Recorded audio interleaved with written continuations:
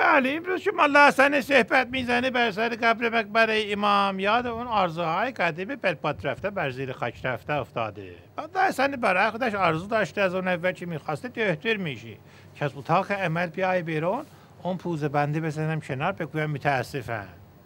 اون نشد. بعد گفتم مفتخوری میکنی ولی فقیه بشوی، چه شعور نمیخوای، سواد نمیخوای، اصلا هیچ سواد نمیخوای، راحت دیگه. اما من تا نماینده روی دستبانده ولی فقیه جلو رفتم، چون که عمامه سیاه میخواسته چی من اونو در خانه نداشته. از همینجا بحث انتخابات برای شما پیش بیچشه، حالا نکش چه بچش. شاعر شیرینی سخن در دیوان دکلی خودش، شاعر شیرینی سخن یعنی خود من، میفرماید که در ناامیدی بس امید است، عمامه هاشمی سفید است. عمامه سیاه و ریش کافه از بحر ولی فقیه مفید است. باقیش زیاد مهم به نیستی، سیدل میا تحفه نتنزه.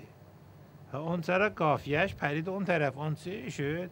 ها سیدل که خودش نتت بدید است، بدبخت گدوخ بسی جیجید. اینجا رو داشته باش، بدبخت گدوخ بسی جیجید، گاماز تو کسی ندیده است.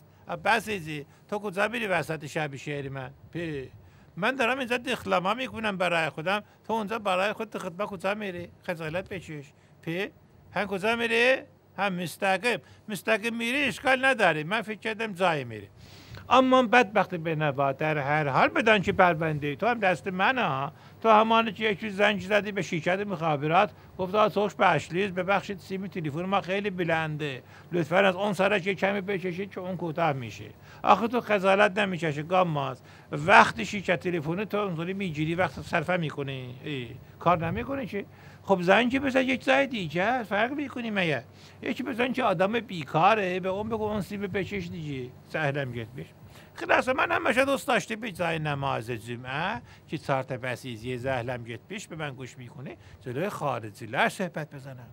این بار که اون روحانه در سازمان ملل متحد اون سخنرانی کردی من غم زده گوسه کرده شدی که سر اون راه میدهن اونجا اون وقت معنی بازنش بسته میکنن. من که از اون بهتر صحبت میزنم.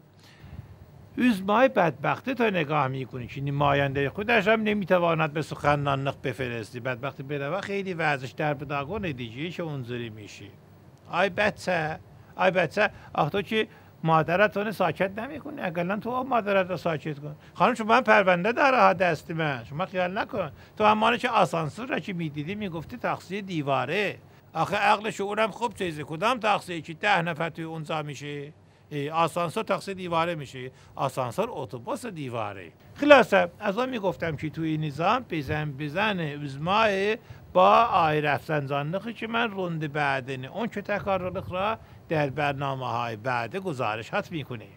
خیلی مقبول که به عرایزم تحمل کردید. موقت باشید. هر چه خاکی رفتگانه بر سر بسط باشه.